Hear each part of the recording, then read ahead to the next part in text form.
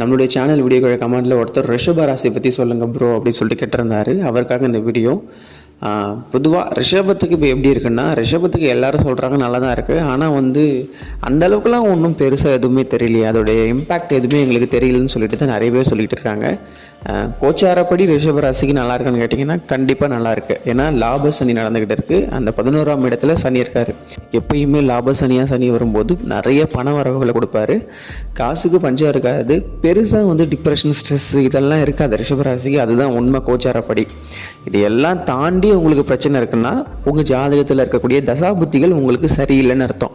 That means உங்களுக்கு கெடுதல் செய்யக்கூடிய தசாபுத்திகள், அப்படி இல்லைன்னா அவயோகம் செய்யக்கூடிய தசாபுத்திகள் நடந்துக்கிட்டு இருக்குது. தசையோ புக்திகளோ, தசை நடந்ததுன்னா உங்களுக்கு பெரிய பாதிப்புகள் ஏற்படுத்தும். புக்திகள் நடந்துச்சுன்னா அந்த பாதிப்பில் கொஞ்சம் கம்மியாக இருக்கும். கோச்சாரப்படி ரிஷப ராசிக்கு நல்லா தான் இருக்குது. நம்ம வெறும் அந்த ராசியை வச்சு மட்டுமே பலன் சொல்ல முடியாதுன்றதை நீங்கள் நல்லா புரிஞ்சுக்கணும். வெறும் ராசியை வச்சு மட்டுமே பலன் சொன்னால் அது கரெக்டாக இருக்காது, துல்லியமாக இருக்காது.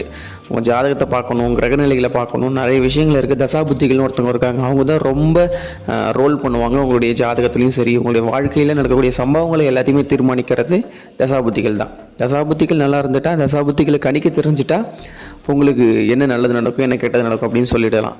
ஸோ பொதுவாக ரிஷப ராசிக்கு நல்லா இருக்குது. அதுதான் கோச்சாரப்படி சொல்ல முடியும். லாப சனியாக இருக்கார். குருவோடைய பெயர்ச்சியுமே ரொம்ப கெடுதலாம் ஒன்றும் கிடையாது. ராகு பெயர்ச்சியுமே ஓரளவுக்கு நல்லா தான் இருக்குது. கோச்சாரப்படி பார்க்கும்போது ரிஷப ராசிக்கு நல்லா தான் இருக்குது. நல்லா இருக்கும்போது நல்லா இருக்குன்னு தானே சொல்ல முடியும். ஆனால் நல்லது நடக்கலைன்னா அது உங்கள் ஜாதகத்தை பார்க்கணும். எப்பயுமே சொல்லியிருக்கேன், இந்த கோச்சார பலன்கள் ஒரு 30% தான் ஒர்க் ஆகும். பேலன்ஸ் இருக்க 70% உங்கள் ஜாதகம் தான். நீங்கள் பிறந்த நட்சத்திரம், கிரகநிலைகள் இது எல்லாமே நிறைய இருக்குது இல்லையா. கோச்சார பலன் அப்படிங்கிறது பொது பலன் தான்.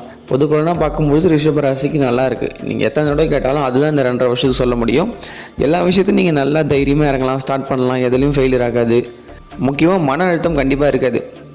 மீன ராசி, சிம்ம ராசி இந்த ராசிகளை போல் மன அழுத்தம், ஸ்ட்ரெஸ், பிரச்சனைன்ற ரிஷப ராசிக்கு ரொம்ப கம்மியாகவே தான் இருக்கும்.